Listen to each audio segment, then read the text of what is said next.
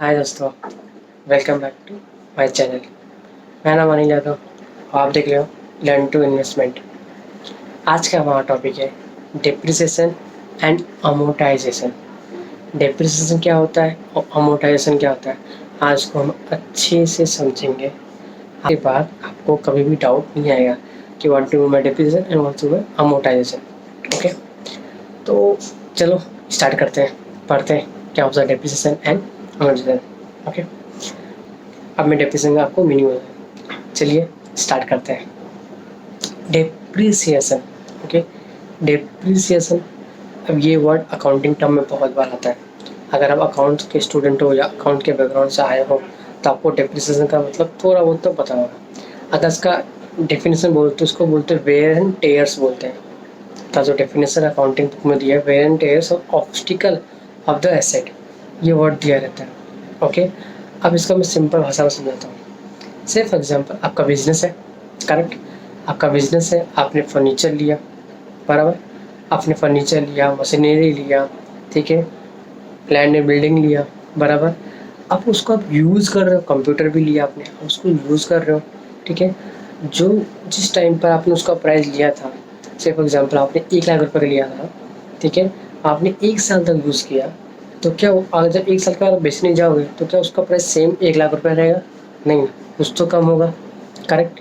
जो कम होता है उसे बोलते हैं डेप्रिसिएशन। मीन्स अगर आप 1 लाख का फर्नीचर लिए तो उस पर जो एज पर अकाउंटिंग टर्म, जैसे फॉर एग्जाम्पल फर्नीचर पर 10% डेप्रिसिएशन चार्ज हुआ, करेक्ट। तो 1 लाख का 10%, 10,000 आया, तो तुम्हारा 1 साल के बाद उस फर्नीचर का वैल्यू 90,000 होगा, ठीक है। 90,000 तुम्हारा आ गया।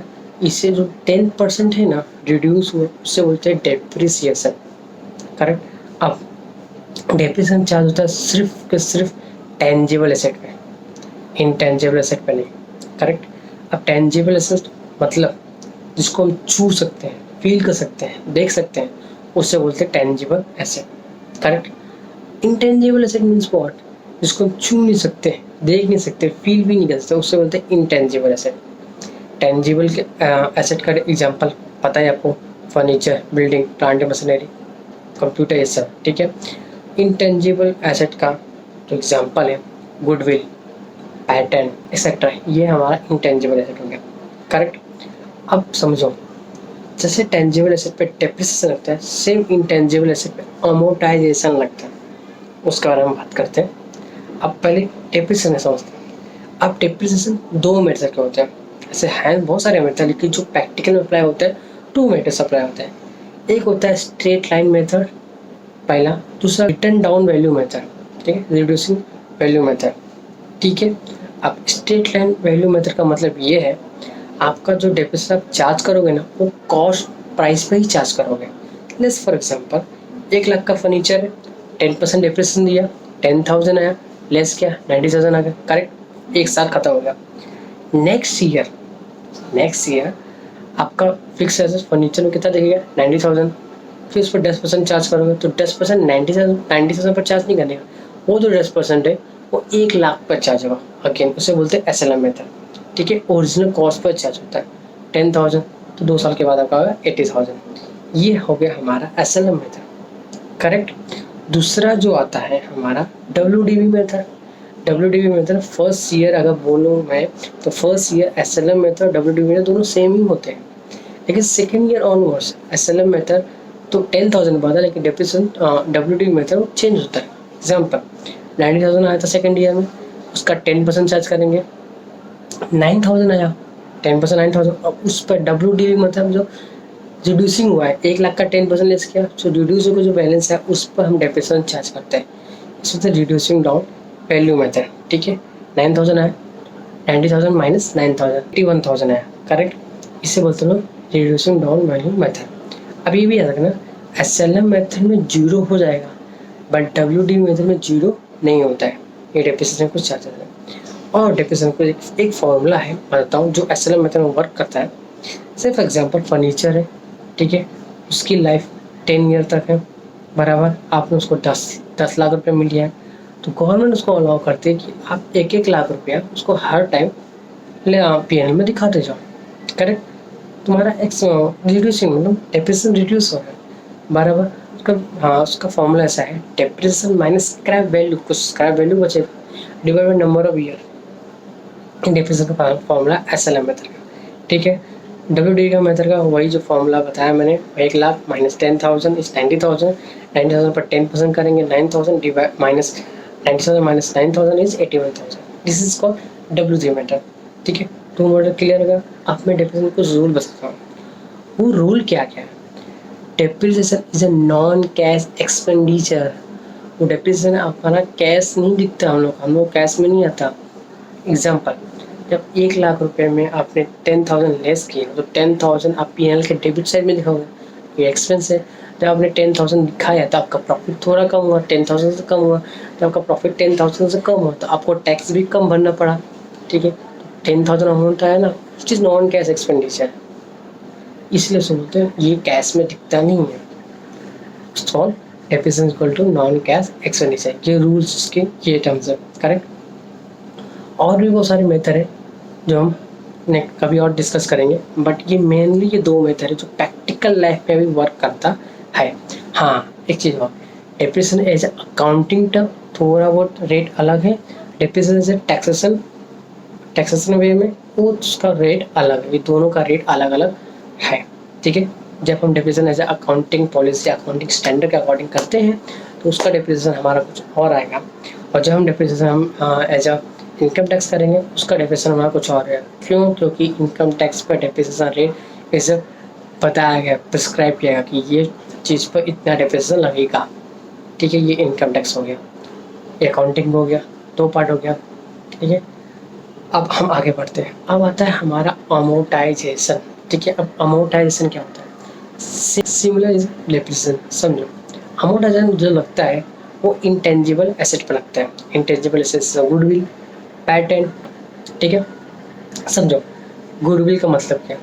आपने बिजनेस किया, ठीक है, अपने बिजनेस को मेहनत करके खड़ा कराया, 10 साल 15 साल तक बहुत काम किया, ठीक है। अब वो अपने बिजनेस को आप मार्केट में सेल कर बेच रहे हो, तो मार्केट वैल्यू आपका जो बिजनेस में है वो 10 CR का, बट आपके बिजनेस का इतना नाम हो गया, इतना नाम हो गया, जो आप उसमें 10 CR के बदले आप 12 CR, 13 CR, 14 CR तक बेच रहे हो।